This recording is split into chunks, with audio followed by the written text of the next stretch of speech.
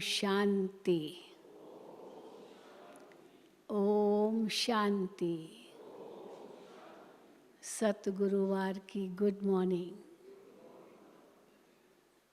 सतगुरु बाबा हम बच्चों को कर्मों की गुह्य गति बताते हैं। किसको हम श्रेष्ठ कर्म कहेंगे, किसको नहीं कहेंगे। तो आज बाबा ने कहा सबसे श्रेष्ठ कर्म कौन सा है? तुम्हारा तन मन धन सब एक्सचेंज करो, अर्थात बाबा का समझ कर चलो। बाबा तुम्हारा ले नहीं लेगा, लेकिन तुम उसका ट्रस्टी होकर चलो। तो इस श्रेष्ठ कर्म से क्या होगा? आप पूरा पूरा वर्षा ले सकेंगे बाबा से। बाबा जो वर्षा देते हैं उसकी भेंट में जो लौकिक देता है वो तो कुछ भी नहीं है। तो पूरा वर्षा लेने की ये बहुत बड़ी युक्ति है। सब कुछ बाबा का है। फिर बाबा कहते मैं ले थोड़ी लूँगा तुम्हारे से, रखो अपने पास, लेकिन मेरा समझ कर चलो। अब इससे फ़ायदा क्या होगा? फ़ायदा सबसे बड़ा ये होगा कि आप इससे कोई पाप कर्म नहीं करेंगे, क्योंकि बाबा का समझ कर करेंगे। तो आज बाबा ने ये भी बहुत बड़ी बात कही है, पाप आत्माओं के साथ भी एक्सचेंज नहीं करना है। पाप आत्माओं के साथ तो वो भी अगर एक्सचेंज किया तो भी पाप के खाते में जाएगा। तो फिर वो पूरा वर्षा कैसे लेंगे? तो आज कर्मों की गुह्य गति बहुत बाबा ने गहराई से बताई है। और ड्रामा का राज तो बाबा हमें समझाते ही रहते हैं। आज बाबा कहे सबसे अच्छी तरह ड्रामा का जो पार्ट है वो तब पक्का हो, जब पक्का होता है जब कोई रोग आता है। तो जब कोई रोग आता है शरीर को, तब ड्रामा याद रहता है।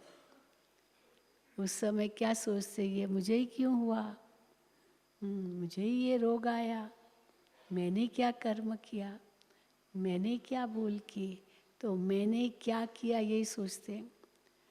पर ये भी एक ड्रामा है, तो मेरा ही हिसाब किताब, हम किसी और को तो दोष नहीं दे सकते हैं। तो जब कोई व्याधि आती है तब ड्रामा को इतना अच्छी तरह पक्का रखो तो आप कभी भी विचलित नहीं होंगे, चाहे कैसी भी व्याधि हो। तो आज बाबा ने इन दो विशेष बातों पर ध्यान खिंचवाया है। सुनते हैं बाबा के महावाक्य। आज 4/4/2024 है। मीठे बच्चे, गृहस्थ व्यवहार में रहते पारलौकिक बाप से पूरा वर्षा लेना है तो अपना सब कुछ एक्सचेंज कर दो। एक्सचेंज, मट्टा सट्टा, बाबा को देते हैं, बाबा से लेते हैं। अपना सब कुछ एक्सचेंज कर दो। ये बहुत बड़ा व्यापार है। भगवान से व्यापार करना ये कितना बड़ा व्यापार है। कोई बिरला ऐसा व्यापार करे। प्रश्न है, ड्रामा का ज्ञान किस बात में तुम बच्चों को बहुत मदद करता है? उत्तर है, जब शरीर की कोई बीमारी आती है तो ड्रामा का ज्ञान बहुत मदद करता है। क्योंकि तुम जानते हो ये ड्रामा हूबहू रिपीट होता है। इसमें रोने पीटने की तो कोई बात ही नहीं है। चाहे रोएंगे पीटेंगे कुछ भी करेंगे, वो आत्मा वापस तो आएगी ही नहीं। इसमें रोने पीटने की कोई बात नहीं। कर्मों का हिसाब किताब चुकतू होना है। खुद को भी लगा तो भी रोना पीटना नहीं होगा। कर्मों का हिसाब किताब चुकतू होता है। 21 जन्मों के सुख की भेंट में यह दुख कुछ भी भासता नहीं है, कुछ भी नहीं है। जो 21 जन्मों का सुख बाबा हमें देते हैं, उसकी भेंट में ये कुछ भी व्याधि आई, रोग आया, कोई भी कष्ट दुख आया, ये कुछ भी नहीं है। ये दुख कुछ भी भासता नहीं। ज्ञान पूरा नहीं तो तड़पते हैं, यानी दुखी होते हैं। ओम शांति। भगवानुवाच, भगवान उनको कहा जाता है जिनको अपना शरीर नहीं है। ये सबसे पहली क्राइटेरिया है। भगवान किसको कहेंगे?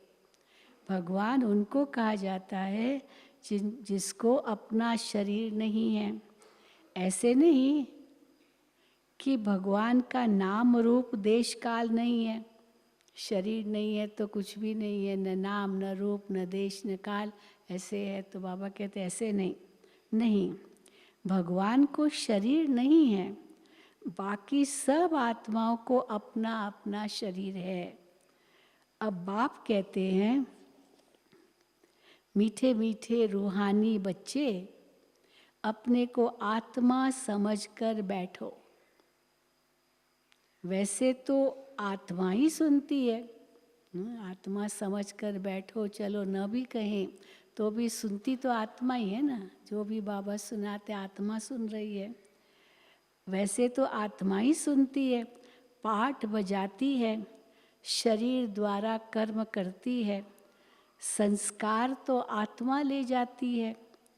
अच्छे बुरे कर्मों का फल भी आत्मा ही भोगती है शरीर के साथ। बिना शरीर के भी भोगना नहीं हो सकेगी। इसलिए शरीर के साथ आत्मा ही बुरे या अच्छे कर्मों का फल भोगती है। बिगर शरीर के तो कोई भोग नहीं सकती। इसलिए बाप कहते हैं, अब शरीर में भले हो आत्मा, लेकिन अपने को आत्मा समझ बैठो। बाबा हमको सुनाते हैं, हम आत्मा सुन रही है इस शरीर द्वारा। हम आत्मा सुन रही है इस शरीर द्वारा। भगवानुवाच, मन मना भव। दे से दे के सब धर्मों को त्याग, अपने को आत्मा समझ बाप को याद करो।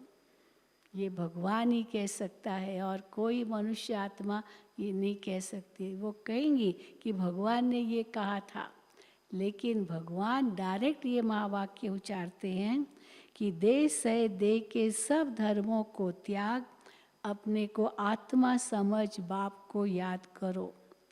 ये एक ही बाप कहते हैं। कौन सा बाप? बाबा कहते हैं गीता का भगवान, वो बाप कहते हैं। भगवान माना ही जन्म मरण रहित।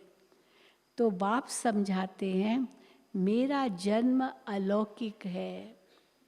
गीता में आता है, मेरा जन्म अलौकिक है और कोई ऐसे जन्म नहीं लेते हैं जैसे मैं। कैसा अलौकिक जन्म है?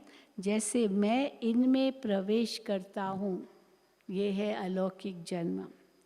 ये तो अच्छी रीति याद करना चाहिए। ऐसे नहीं, ऐसे नहीं कि सब कुछ भगवान करता है, सब कुछ भगवान करता है, ऐसे थोड़ी। हर एक आत्मा का अपना अपना पार्ट है, अपना अपना कर्म है। तो ऐसे नहीं सब कुछ भगवान करता है। पूज्य पुजारी ठिक्कर भीतर, सब परमात्मा है, सब वही करता है। 24 अवतार, कच्छ मच्छ अवतार, फिर परशुराम अवतार भी दिखाते हैं। 24 अवतार में राम अवतार के बाद परशुराम अवतार दिखाते हैं। और परशुराम अवतार के लिए क्या कहते हैं? वो तो क्षत्रियों को तो दुश्मन मानता था। कुल्हाड़ा दिखाते उसके हाथ में, क्षत्रियों का वध करने वाला। तो बाबा कहे कच्छमच अवतार, फिर परशुराम अवतार दिखाते हैं। अभी समझ में आता है कि क्या भगवान परशुराम अवतार लेंगे और कुल्हाड़ा लेकर हिंसा करेंगे। क्योंकि जब दिखाते ना कि श्री राम ने वो शिव का धनुष तोड़ा, तो सीता को पाने लिए कैसे शिव का धनुष तोड़ा, तो परशुराम उस समय प्रकट हो गया। ये कौन है जिसने शिव का धनुष तोड़ा? क्षत्रिय ही हो सकता है। तो तुरंत वो दिखाते हैं कि वो परशुराम ने वो उठा और कैसे राम को मारने चला। तो बाबा कहते हैं परशुराम अवतार लेंगे और कुल्हाड़ा लेकर हिंसा करेंगे, ये तो रॉन्ग है। जैसे परमात्मा को सर्वव्यापी कह दिया है, ऐसे कल्प की आयु लाखों वर्ष लिख दी है। इसको कहा जाता है सर्वव्यापी कहना, फिर कल्प की लाखों वर्ष आयु बताना, ये बाबा कहते हैं इसको कहा जाता है घोर अंधियारा, अर्थात ज्ञान नहीं है। ज्ञान से होता है सोजरा, अब अज्ञान का घोर अंधियारा है। अब तुम बच्चे घोर सोजरे में हो। तुम सबको अच्छी रीति जानते हो, सबको, शिव को भी जानते हो, देवताओं को भी जानते हो, सबको अच्छी रीति जानते हो।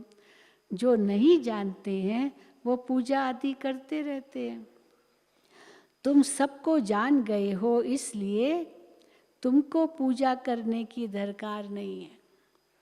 तुमको पूजा करने की दरकार नहीं, क्योंकि सबको तुम जान गए और ये जानते हो कि हम ही ये देवता बनने वाले हैं। तुम अभी पुजारी पन से मुक्त हुए। पूज्य देवी देवता बनने के लिए तुम पुरुषार्थ कर रहे हो। तुम ही पूज्य देवी देवता थे, फिर पुजारी मनुष्य बने हो। मनुष्य में है आसुरी गुण, इसलिए गायन है। हाँ, तो मनुष्य हो फिर तुम देवता बनते हो, इसीलिए क्या गायन है कि मनुष्य को देवता, इसलिए गायन है मनुष्य को देवता बनाया, अर्थात मनुष्य को देवता किए करतन लागी वार। ग्रंथ में आता है, हाँ, मनुष्य को देवता किए करतन लागी वार। मनुष्य को देवता बनने में समय नहीं लगता है, लेकिन कब समय नहीं लगता है? जब भगवान बनाते हैं। 1 सेकंड में देवता बना देते हैं। कैसे बनाते? 1 सेकंड में देवता? कोई छू मंतर है क्या? जादू? हाँ, बन जाओ देवता। बाबा कहते 1 सेकंड में बना देते हैं। कैसे? बाप को पहचाना और शिव बाबा कहने लगे। जैसे बाबा को पहचाना, शिव बाबा कहने लगे, तो ज़रूर मनुष्य से देवता बन जाएंगे, वर्षा बाप से लेंगे। बाबा कहते हैं बाबा कहने से दिल में आता है कि हम विश्व के स्वर्ग के मालिक बनते। अपने को पहचाना, बाबा को पहचाना, बाबा कहा और अंदर में विश्वास हो जाता है कि हम विश्व के स्वर्ग के मालिक बनते हैं, तो देवता बन जाते हैं। ये है बेहद का बाप। अभी तुम फट से आकर पारलौकिक बाप के बने हो। बाप फिर कहते हैं, अब बने तो हो बाबा के, फिर बाप क्या कहते हैं कि ग्रस्त व्यवहार में रहते हुए अब पारलौकिक बाप से वर्षा ले लो। लौकिक वर्षा तो तुम लेते आए हो, अब लौकिक वर्षे को पारलौकिक वर्षे के साथ एक्सचेंज करो।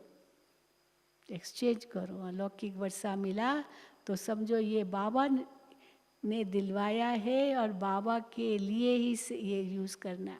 कई भाई बहनों को हम देखते हैं, लौकिक का जैसे वर्षा मिला कुछ भी तो कहेंगे बाबा ये तो, हाँ, लॉटरी मिली ना, जैसे वर्षा मिला बाबा ये आपके लिए, बाबा ये बाबा की सेवा के लिए। तो बाबा कहते हैं, बाप फिर कहते ग्रस्त व्यवहार में रहते हुए अब पारलौकिक बाप से वर्षा ले लो। लौकिक वर्षा तुम लेते आए हो, अब लौकिक वर्षे को पारलौकिक वर्षे के साथ एक्सचेंज करो। कितना अच्छा व्यापार है। लौकिक वर्षा क्या होगा? कितना मिलेगा? थोड़ी ज़मीन मिलेगी, थोड़ा धन मिलेगा, मकान मिलेगा, और क्या। लौकिक वर्षा क्या होगा? अरे ये तो बेहद का वर्षा है, सो भी गरीब झट ले लेते हैं, गरीबों को एडॉप्ट करते हैं बाबा। बाप भी गरीब निवास है ना, गायन है मैं गरीब निवास हूँ। भारत क्या है बाबा कहते हैं इस समय, भारत इस समय सबसे गरीब है।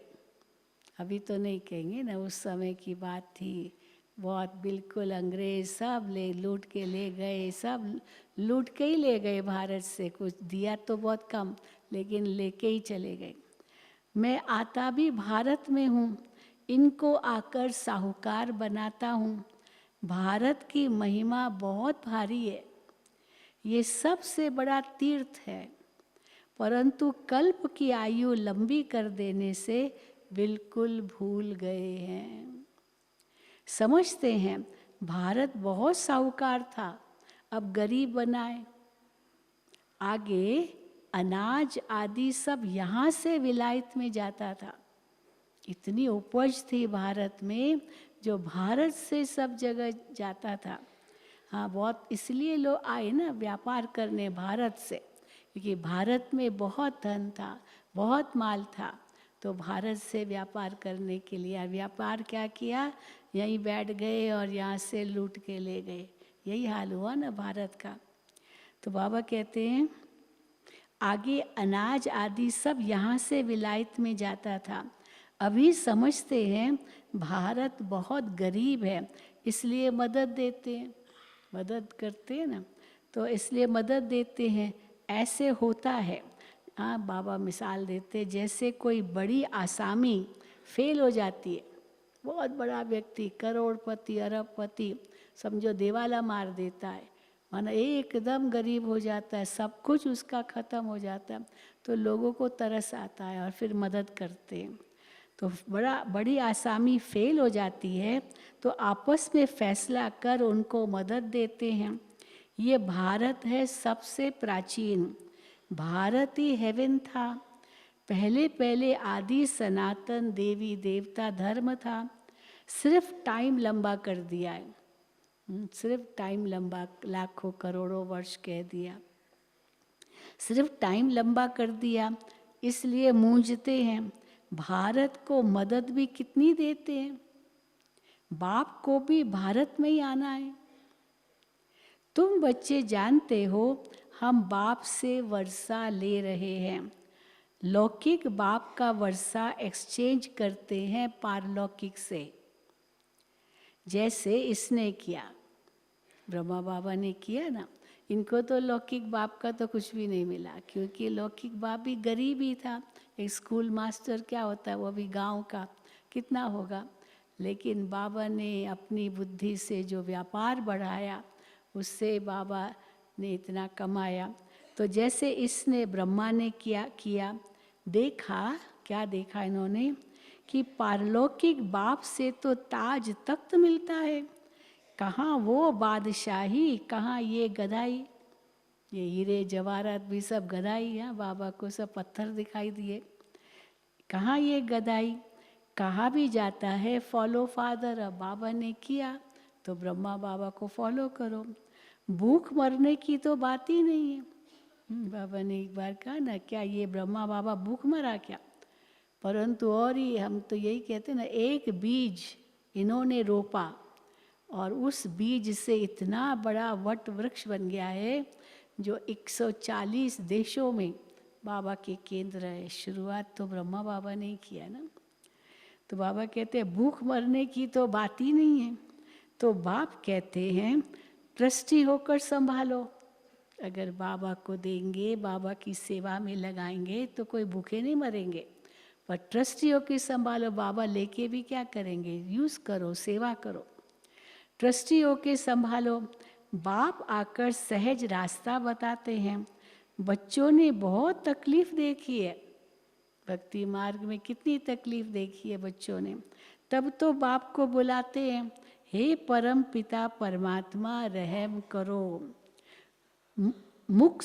सुख में कोई भी बाप को याद नहीं करते, रहम करो, क्योंकि दुखी है, तब कहते रहे हम करो, तो सुख में तो कोई याद करते ही नहीं है, दुख में सिमरण सब करते हैं। अब बाप बतलाते हैं कि कैसे सिमरण करो, कैसे भगवान को याद करो, वो भी बाप बतलाते हैं। क्या बतलाते हैं?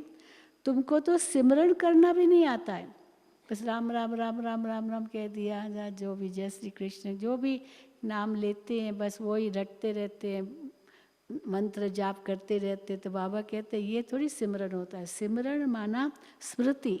तो बाबा कहते हैं तुमको सिमरन करना आता ही नहीं है, मैं आकर तुमको बतलाता हूँ। क्या बतलाते हैं? सिमरन कैसे करो। बच्चे अपने को आत्मा समझो और पारलौकिक बाप को याद करो। ये है वास्तव में सिमरन कहो, स्मृति कहो। स्मृति है मैं आत्मा हूँ। आत्मा तो समझते नहीं है, देह अभिमान में जो भी जाप करते हैं। तो वास्तव में सिमरन यही, अपने को आत्मा समझो और पारलौकिक बाप को याद करो, तो तुम्हारे पाप कट जाएंगे। सिमर सिमर सुख पाओ, कलह क्लेश मिटे तन के। जो भी शरीर के दुख है सब मिट जाएंगे बाबा की याद से। एक ऐसी दवाई, सब रोगों के लिए एक ही दवाई में बाबा की याद, सब मिट जाएंगे। तुम्हारी आत्मा और शरीर दोनों पवित्र बन जाएंगे। तुम ऐसे कंचन थे, बाबा फिर दिखाते ना लक्ष्मी नारायण का ट्रांसलाइट, तुम ऐसे कंचन थे। फिर पुनर्जन्म लेते लेते आत्मा पर जंग चढ़ जाती है, फिर शरीर भी पुराना मिलता है। अब पुराना तमो प्रधान शरीर ही कहेंगे ना, भले बच्चा भी पैदा हुआ, प्रकृति तो तमो प्रधान है, तत्व तो तमो प्रधान है। फिर शरीर भी पुराना मिलता है, जैसे सोने में एलॉय डाला जाता है। पवित्र सोने का जेवर भी पवित्र होगा, उसमें चमक होती है। एलॉय वाला जेवर तो काला हो जाएगा। बाप कहते हैं तुम्हारे में भी खाद पड़ी है, उसको अब निकालना है। कैसे निकलेगी खाद? कैसे निकलेगी? बाप से योग लगाओ, इस योग अग्नि से ही खाद निकलेगी। पढ़ाने वाले के साथ योग लगाना होता है ना। तो ये तो बाप, टीचर, गुरु सब कुछ है, उनको याद करो तो तुम्हारे विकर्म विनाश होंगे। और वो तुमको पढ़ाते भी हैं, बाप है, उनको याद करो, विकर्म विनाश होंगे। टीचर है, पढ़ाते भी हैं। पतित पावन सर्वशक्तिवान तुम मुझे ही कहते हो, कल्प कल्प बाप ऐसे ही समझाते हैं। मीठे मीठे सिक्की दे बच्चे, 5000 वर्ष के बाद आकर तुम मिले हो, इसलिए 5000 वर्ष के बाद आकर मिले हो, इसलिए क्या बन गए हो? बाबा कहते हैं तुम सब सिक्की लदे कहा जाता है तुम्हारे लिए। कहेंगे सिक्की लदे, सिक माना बहुत बहुत इच्छा, बहुत अंदर में तमन्ना हो, बच्चा हो बच्चा हो बच्चा हो, और फिर वो मिल जाए, या गुम हो गया और फिर बहुत ढूंढने के बाद मिल जाए, मिले। तो बाबा कहते हैं वो सिक्की लदे कहलाते हैं, इसलिए तुमको सिक्की लदे कहा जाता है। 5000 वर्ष के बाद मिलते हो। अब इस देह का अहंकार छोड़ आत्म अभिमानी बनो। आत्मा का भी ज्ञान दे दिया बाबा ने, सब ज्ञान दे दिया। आत्मा का भी ज्ञान दे दिया जो बाप बिगर कोई दे न सके। कोई मनुष्य नहीं जिसको आत्मा का भी ज्ञान हो। अगर है भी तो क्या कहेंगे? आत्मा निर्लेप है, लेप छेप लगता ही नहीं है। बाबा कहते ये कैसे आत्मा का ज्ञान हुआ? आत्मा ही पर ही तो लेप छेप लगता है, तो जैसे ज्ञान भी उल्टा हो गया। तो बाबा कहे कोई मनुष्य नहीं जिसको आत्मा का ज्ञान हो। सन्यासी, उदासी, गुरु, गोसाई कोई भी नहीं जानते। अब वो ताकत भी नहीं रही है, सबकी ताकत कम हो गई है। सारा झाड़ जर्जरी भूत अवस्था को पाया हुआ है। अब फिर नई स्थापना होती है। बाप आकर वैरायटी झाड़ का राज समझाते हैं। ये वैरायटी झाड़ है, वो झाड़ तो होगा, वो जिसका झाड़ होगा वही, उसमें वही फल लगेंगे। यहाँ तो वैरायटी है। बाप आकर वैरायटी झाड़ का राज समझाते हैं, कहते हैं पहले तुम राम राज्य में थे, फिर जब तुम वाम मार्ग में जाते हो तो रावण राज्य शुरू होता है, फिर और धर्म आते हैं। भक्ति मार्ग शुरू होता है, आगे तो तुम नहीं जानते थे कब शुरू हुआ भक्ति मार्ग। बाबा कहते तुम नहीं जानते थे कब से रावण राज्य हुआ, तुम नहीं जानते थे। कोई से भी जाकर पूछो, अब क्या प्रश्न पूछो कि तुम रचयिता और रचना के आदि मध्य अंत को जानते हो, तो कोई भी नहीं बताएंगे, किसको पता ही नहीं है। अगर पता भी है तो वो तो आधा कल्प का ही जानते हैं, मध्य से ही जानते हैं, आदि को तो जानते ही नहीं है, तो कोई भी नहीं बताएंगे। बाप भक्तों को कहते हैं अब तुम जज करो। क्या जज करो? हाँ, बाबा जो बताते हैं वो सही है या जो मनुष्य कहते हैं वो सही है। बोर्ड पर भी लिख दो कि एक्टर होकर ड्रामा के डायरेक्टर, क्रिएटर, प्रिंसिपल एक्टर को नहीं जानते तो ऐसे एक्टर को क्या कहेंगे? न खुद को जानते, न ड्रामा के डायरेक्टर, क्रिएटर, प्रिंसिपल एक्टर को जानते, कुछ भी नहीं जानते, तो बाबा कहते ऐसे एक्टर को क्या कहेंगे? हम आत्मा यहाँ भिन्न भिन्न शरीर लेकर के पार्ट बजाती है, तो ज़रूर ये नाटक है ना। वैसे भी कहते हैं ये दुनिया एक रंगमंच है और इसमें हम सब अभिनेता है, तो हर एक अभिनेता बनकर अभिनय कर रहा है, तो ये नाटक है हुआ ना। तो ये नाटक है ना। गीता है माता, बाप है शिव, बाकी सब है रचना। गीता नई दुनिया को क्रिएट करती है। ये भी किसको मालूम नहीं है कि नई दुनिया को कैसे क्रिएट करते हैं। बाप गीता द्वारा नई दुनिया को रचते हैं। तो गीता माँ हो गई माता और शिव बाबा पिता हो गया, जिससे नई दुनिया रचते हैं। नई दुनिया में पहले पहले तुम ही हो।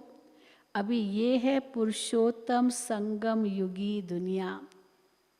हमारे लिए तो पुरुषोत्तम संगम युगी दुनिया है। दुनिया वालों से पूछो ये कौन सा युग है, वो तो कोई नहीं कहेगा पुरुषोत्तम संगम युगी दुनिया। तुम्हारे लिए अभी है पुरुषोत्तम संगम युगी दुनिया। ये पुरानी दुनिया भी नहीं है।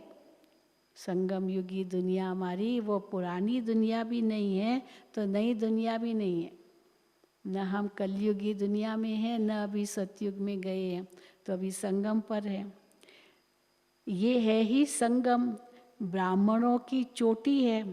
विराट रूप में भी न शिव बाबा को दिखाते, न ब्राह्मण चोटी दिखाते। विराट रूप में न शिव बाबा चोटी के ऊपर वो गांठ, हमेशा चोटी के ऊपर गांठ होती है, तो गांठ हो गई शिव बाबा और चोटी है ब्राह्मण। पर विराट रूप में न चोटी है न वो गांठ है, केवल देवता, क्षत्रिय, वैश्य, शूद्र यही दिखाते हैं। जिस विराट रूप का दिखाते अर्जुन को साक्षात्कार हुआ, उसमें ब्राह्मण तो दिखाई नहीं है।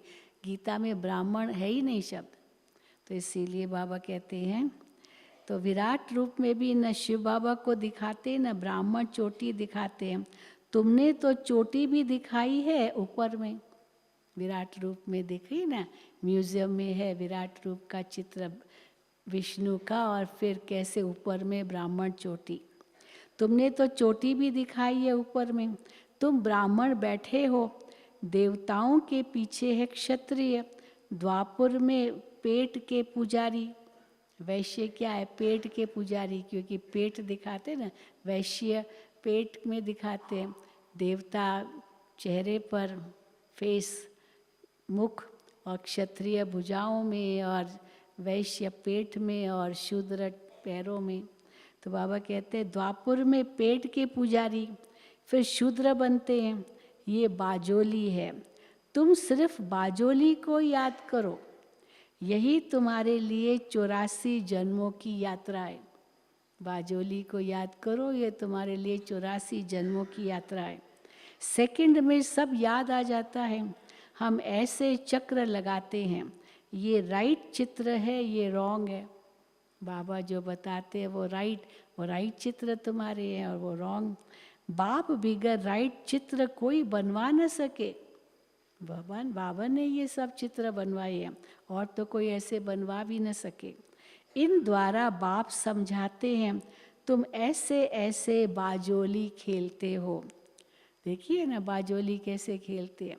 हाँ, सिर से पैर जोड़ते और फिर पलटी मारते हैं, ये सिर से पैर।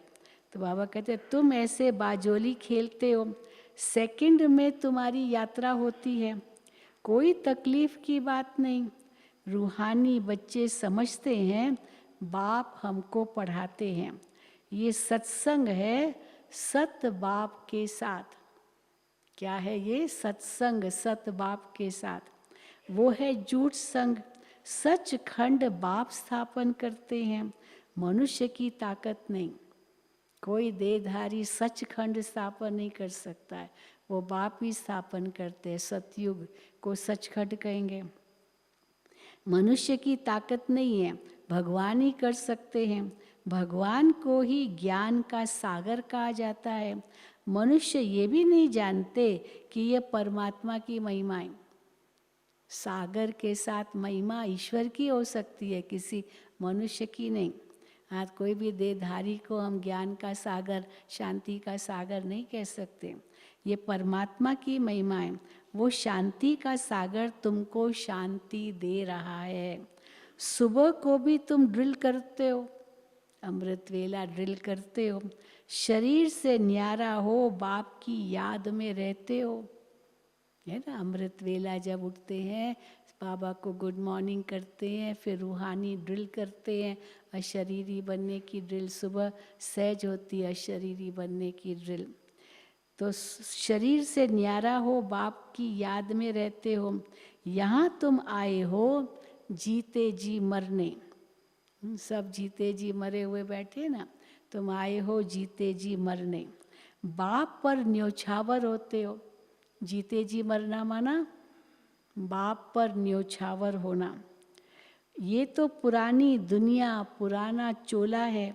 इनसे जैसे नफरत आती है, इनको छोड़कर जाएं, कुछ भी याद न आए, सब कुछ भूला हुआ हो। तुम कहते भी हो भगवान ने सब कुछ दिया है। सब कुछ भूलने का सहज रास्ता क्या है? अंदर में सोचते ये सब बाबा का दिया हुआ है, ये सब कुछ भगवान ने दिया है, ऐसे ही कहते हैं।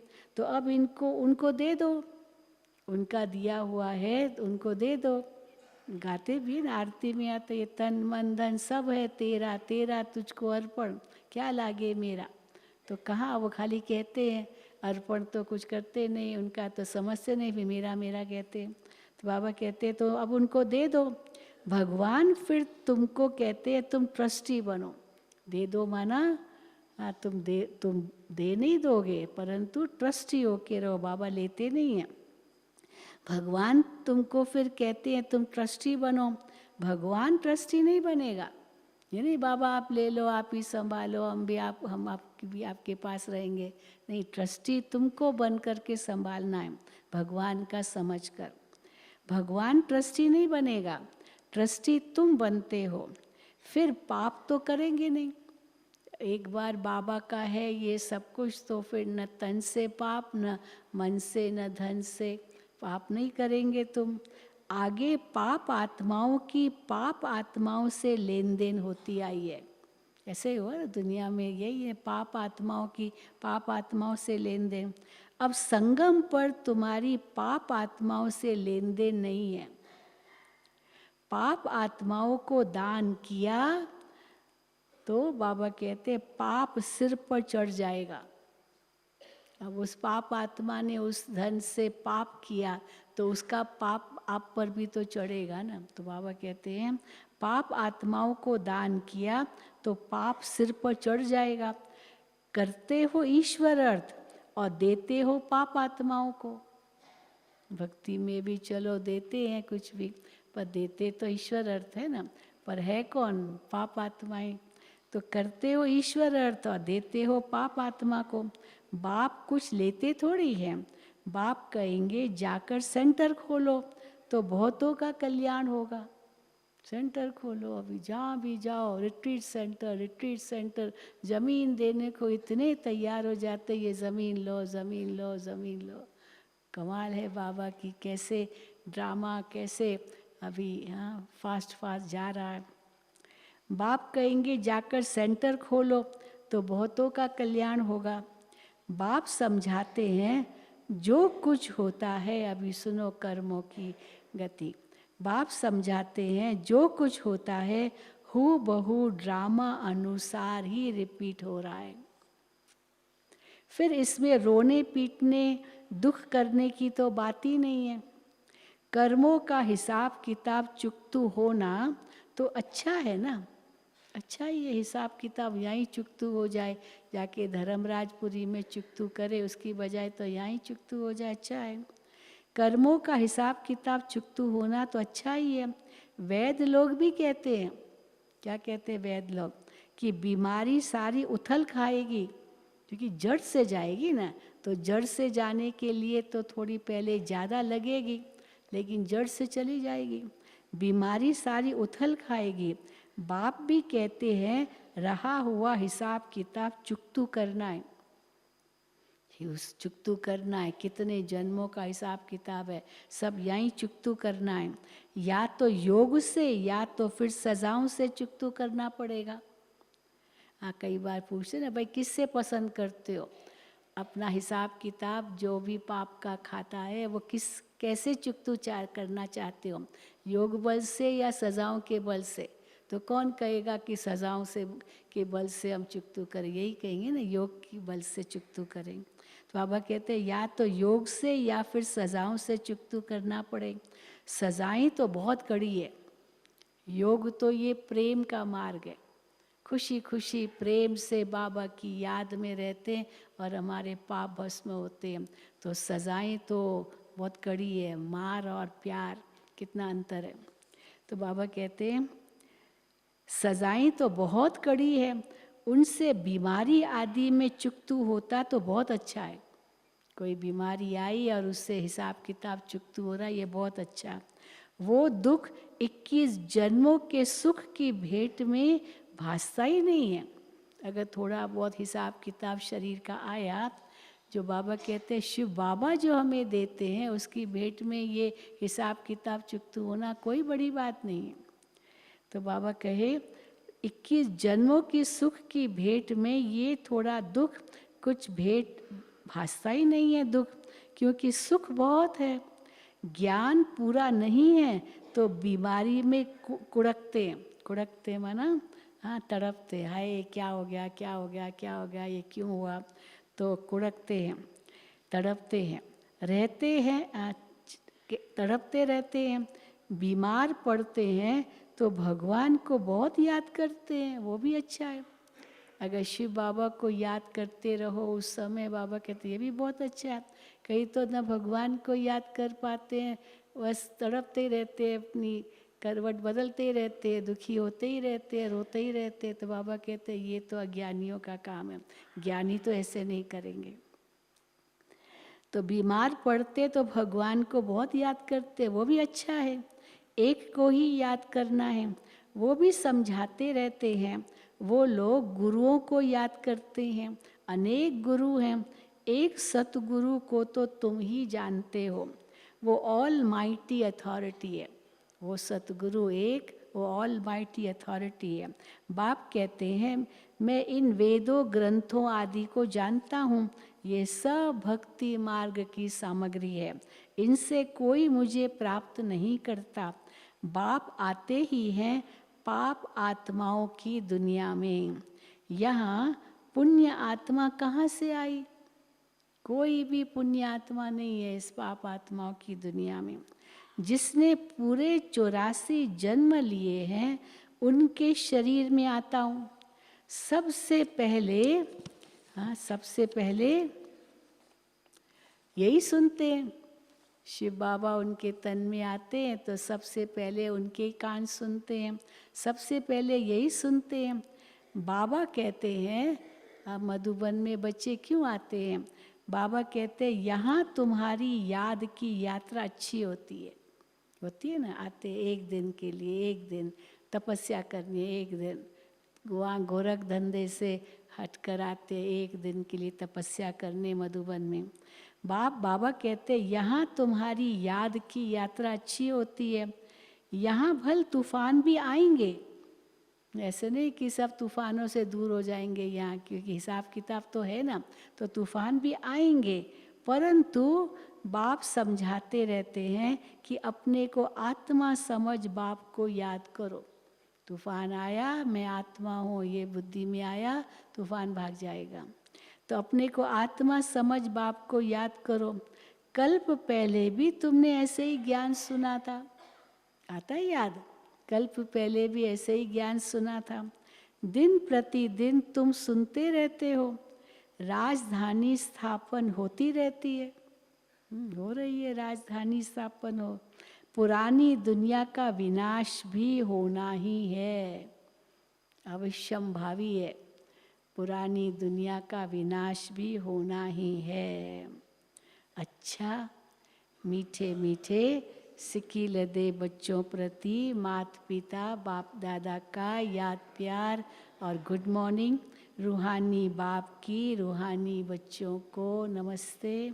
हम रूहानी बच्चों की रूहानी बाप दादा को याद प्यार, गुड मॉर्निंग और नमस्ते। धारणा के लिए मुख्य सार, पहला, सवेरे सवेरे उठ शरीर से न्यारा होने की ड्रिल करनी है। सवेरे सवेरे उठ शरीर से न्यारा होने की ड्रिल करनी है। पुरानी दुनिया, पुराना चोला कुछ भी याद न आए, सब कुछ भूला हुआ हो, सब कुछ भूला हुआ हो। दूसरा, संगम युग पर पाप आत्माओं से लेन देन नहीं करनी है।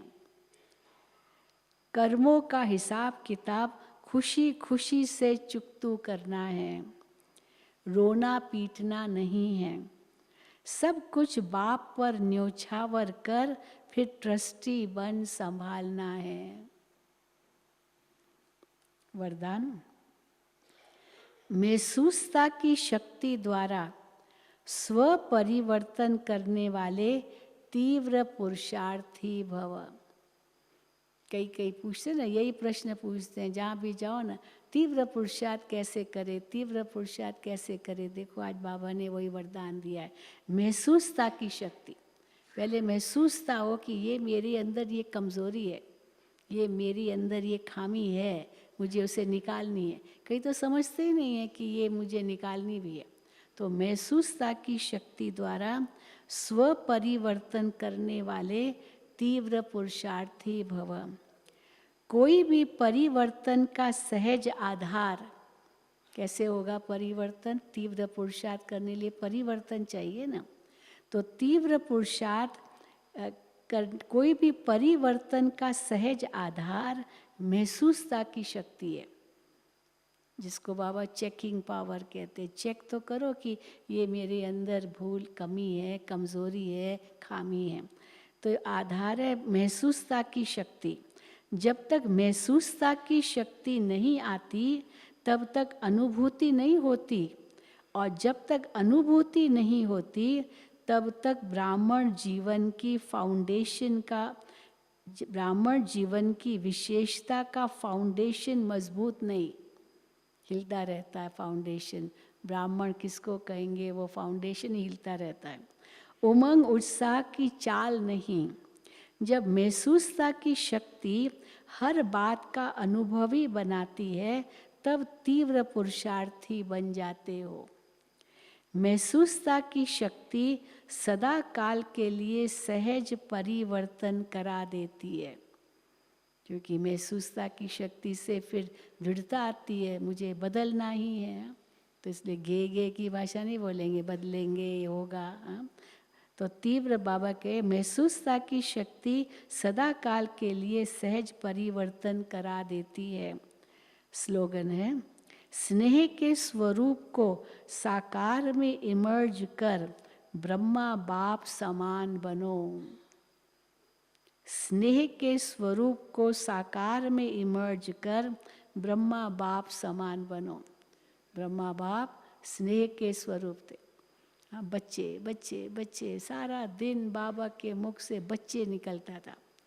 तो क्योंकि स्नेह था, सब बच्चों से स्नेह था, चाहे कैसा भी बच्चा हो उनसे स्नेह था। आज का अव्यक्त इशारा सुनेंगे। आज 4 तारीख है, 4 अप्रैल, और अभी संस्कार मिलन की रास करो, यही चल रहा है इस महीने का अव्यक्त इशारा। तो चौथा आज, जैसे बाप के संस्कार सदा उदार चित, कल्याणकारी, निस्वार्थ, रहम दिल, परोपकार आदि है। ये सब बाप के संस्कार सदा उदार चित, कल्याणकारी, निस्वार्थ, रहम दिल, परोपकार आदि है। ऐसे आप बच्चों के भी संस्कार हो। सदा आपस में एक मत, स्नेही, सहयोगी बन संस्कार मिलन करना, यही महानता है। संस्कारों का टक्कर न हो, लेकिन सदा संस्कार मिलन की रास करते रहो। संस्कारों को मिलाना अर्थात संपूर्णता को और समय को समीप लाना।